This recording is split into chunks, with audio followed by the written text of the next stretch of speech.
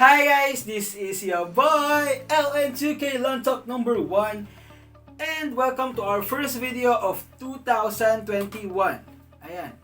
So for this video, pag-uusapan natin ang 5G.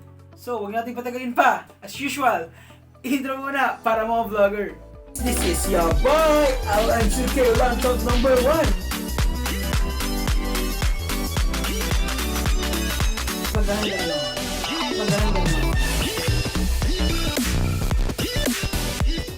There you go guys! Welcome back to our YouTube channel. And for today's video, hindi tayo mag-unbox, wala tayong bubuksan, wala tayong sirayon, wala tayong babasahin, but we will just talk about the 5G connectivity in the Philippine setting. So alam naman natin na last year, maraming lumabas na mga phones. So ayan na, lahat, karamihan doon, especially the flagship phones are 5G enabled na. Pag 5G enabled, I'm mentioning the Samsung Note series, yung Samsung S20 din, S20 Ultra 5G. Of course, the latest 5G enabled phones, the Apple iPhone 12 series, OnePlus 8 Pro, Google Pixel 5, realme X3, Super Zoom 5G, mga ganon. So, yun yung mga tinutukoy kong phones. Okay, kung mapapansin nyo, meron din tayong Huawei P40, Huawei Mate 40 series, and those 5G phones have one thing in common. They are hella expensive. But, ayan, pag-usapan natin kung ano nga ba, worth it bang bumili ng 5G phones ngayong 2021? Ken, worth it ba? For today's video, sasabihin ko sa inyo kung bakit sa tingin ko hindi worth it bumili ng 5G phones ngayong taon. So, handa ka na ba? Actually guys, think about it. 5G. Remember the days, actually thinking about it, I feel old. Kasi naabutan ko pa yung 3G into 4G, and of course now we're in the age of 5G. 5G. 5G means 10 times the connectivity of the 4G LTE na meron tayo ngayon. Just imagine yung connectivity na meron ka ngayon from your phone, mobile data, 10 times faster than that. So, kung baga sa US setting, umaabot sila ng, di ba sa atin, Mbps lang, sa kanila gigabytes na talaga. So, imagine if your phone or your 4G phone can handle around like, 100 Mbps, or sana nga 100 Mbps. I mean, times 10 that. Ganun kabilis yung 5G. So, bakit ba sa tingin ko, hindi siya magandang option ngayong 2021? Let's jump in the first reason, which is number 1. 5G phones are very expensive. By expensive, I mean expensive. As in, ranging from 50,000 or 45,000 to almost, there are phones which are 100,000 pesos. So, ganun talaga siya kamahal. Bakit? Bakit ba ganun kamahal yung mga 5G phones? Kasi actually guys, yung 5G mismo, mahal na talaga siya. Plus, ito siguro yung mga main selling point ng mga phones ngayon. Yes, you can argue na, Ken, meron namang mga cheap na 5G enabled phones 5G enabled phones daw, cheap, first thing comes in my mind, or first phone is the latest lang, the OnePlus N10 5G. Yes, that's actually cheaper compared sa ibang competitor na naging 80,000. That's 15,000 or 14,990, ganyan. Also, meron din tayong Huawei, the Huawei Nova 7 SE 5G, which is around, I think, 17,000 to 19,000 depending on your market. Ganyan, meron tayong ganyan. Pero, dun kasi sa price na yun, guys, 17,000, hindi mo kasi makukuha lahat. Yes, you have 4 cameras, which is, hindi naman ganun, hindi ganun sa, may makukuha ka pang mas maganda sa camera nun or mas maganda yung performance, pero hindi 5G on the same price. Meron din na, may mga sacrifices kung bakit may murang 5G phones.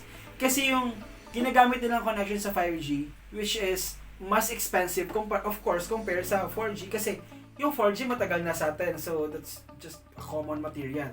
Pero yung 5G, hindi. Kasi ito yung the thing about 5G is that you cannot actually use 5G when your phone itself is not 5G enabled. Like for example, meron akong S20, like yung regular S20. kahit pa like top notch na yung phone ko, pero yung phone ko na S20 is not 5G, hindi ko din magagamit yung S20 like yung 5G speed. Kahit nasa place pa ako na may 5G. So you have to have phone which is capable of 5G connectivity before actually experiencing the 5G network. Ayan, and it's very expensive, especially kung ikaw yung tao na magpapalit ng phone like every year, like okay, I just get the S20. Okay, so parang gusto ko gusto ko ulit kumuha naman ng S21 this January. Like kumuha ako ng like S20 Ultra 5G, which is around I think 50 to 70,000 that when released. Tapos binili ko siya kasi like 5G siya, like I'm so excited for 5G, and then the next year you'll get a new phone. So nawala din lang essence ng pagbili mo ng phone na 5G kung bibili ka din na naman next year, kasi hindi mo din naman siya na fully extend yung use. Kasi like for example in my area here in Bicol, it's not most of the places, I think no place here na may 5G connectivity na. Ganito guys, what I'm just trying to say is that if you're the kind of person who change your phones like yearly, you should not consider buying 5G phones right now, especially if your region or your location has no 5G connectivity in your place. Ganon. Baga, it should not be a deal breaker or just the main selling point kung bakit ka bibili nung phone na yon. So you just look for another alternative, especially kung papalit ka din lang naman ng phone next year. Kung ikaw naman yung type ng person na bumili ngayong taon ng phone, like you just get the iPhone 12 Pro Max, ganyan. And then you don't see yourself changing your phone like next year or to the next 5 years or 3 years, ganyan. Maybe you should consider 5G if you will be somewhere near Manila. But if you're here in Bicol, I don't think that in the next 5 years 5G will be available here or in some other regions. So you should not consider buying phone just because it's 5G. Today, we're bringing 5G. 5G, 5G, 5G, 5G. The second reason is that networks are not yet ready for 5G. Yes, Smart, Globe, they're not yet ready. Why? They're not fully ready because 5G as of now I think is just available in some cities in Manila, which are I think BGC and Makati and maybe some part of Metro Manila, ganyan. But I don't think it's like will be available in nationwide scale. Because ganito, so it will be sound a little geeky explanation, but ganito kasi yun. So 5G phone, 5G connectivity uses wavelength. So may mga wavelength. So in science, the shorter the wavelength, the higher the frequency. But the higher the frequency means shorter range. Okay, so keep that in mind. So yung 4G LTE na meron tayo ngayon is kung makikita nyo, di ba maraming towers. Maraming towers because mas mahaba yung wavelength nitong 4G kumpara sa 5G. Kasi yung 5G millimeter na lang. Itong 4G LTE is somehow mas mahaba yung wavelength niya. Anyway, ang 4G is yung range ng kada tower is 10 miles. So 10 miles keep that in mind, 10 miles. But si 5G, hindi siya ganun. Si 5G can only accommodate the range of 1,000 feet. So, like masyado siyang mababa yung range. So, kailangan nating mag-provide or kailangan ng mga network providers natin na maglagay ng more towers or more nodes that can, radiate 5G connections.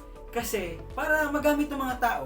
So, if you're just buying a phone just because of 5G, hindi mo siya magagamit agad. Like, sabi ko nga, kasi nga, wala pa tayong ganun. The networks are just not ready for it. And I don't think that this year or maybe next year, they're ready. No. I don't think so because it will cost a lot of money from Smart or Globe or like to other network providers kasi yung mga nodes na yon or yung mga tower na yon is expensive.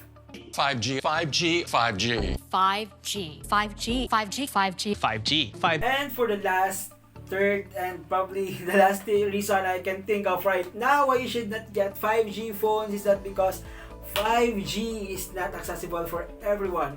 Hindi ko nasabi ko na siya sa first and second reason, but let me just reiterate it. Kasi ganito, 5G phones can easily be blocked by almost anything. Like even trees can block 5G signal, so dapat straight lang. I mean, direct ka lang, malapit ka dun sa post kung saan nakalagay yung 5G nodes or like kung saan yung 5G towers. Like for example, this is the 5G towers. Like you're just here, standing in front of the post or kung ano man yun. Yung poste ng signal ninyo or whatever. Doon yung pinakamabilis na signal ng 5G. Yes, doon kasi walang harang, walang block. So, like, you know. So, example, nasa bahay namin, no, sa labas yung poste and then doon may 5G. Pagpasok ko instantly ng bahay, the speed won't be the same if nasa labas ako, if katabi ko lang siya, because there are walls. And sabi ko nga sa inyo kanina, millimeter na lang yung 5G wavelength ng 5G, which is madaling maharang na rin yun ng mga walls, trees, and even humans. So, yeah, hindi siya ganon ka-advanced as a lot of people are thinking because madali nga siyang ma-block, di ba? So, just poste or yung bahay, so madali na siyang mabawagan. So, if you're just satisfied with the speed of 4G LTE, so I think your 4G phones are still good right now, and if you're buying a phone which is not yet 5G enabled, it's just fine because not everyone's gonna use 5G anyway. But to give credit to 5G, this is really very, speed. Because in some areas in the United States where there's, I think marami na sa kanila available na 5G nodes and 5G connectivity, you can even download one episode of Netflix series in just 4 seconds. So, one season for like less than a minute. So that's crazy fast, crazy speed. But we're in the Philippines, not that fast. Anyway, to wrap it up, guys, this is just my opinion, but I researched some things about this and throw some science fact. But buying a 5G phones in January or in 2021 generally is not actually a wise idea because it will cost you a lot of money, but it is not yet available in every places and it is very limited. So why buy a 5G phones? Well, if you can afford it, buy it. But if you're like thinking or like critically analyzing every penny of your bank account, like you may consider 4G phones or the regular phones, which is not that expensive because it's not 5G or at least cheaper than 5G enabled phones and will still get you through life. So I hope you guys learn a lot from this video. I know this video may sound very geeky, but I tried to explain 5G phones or like 5G connectivity. So yeah, that's our first video for 2021 and our new setup. Anyway, that's all. That's a wrap. Once again, this is your boy LN2K Lontok #1. Don't forget to subscribe on my YouTube channel, click the notification bell para laging updated sa mga uploads ko, and hit the thumbs, like itong video na to, so the YouTube algorithm will suggest it to a lot of people. Anyway, keep safe and God bless.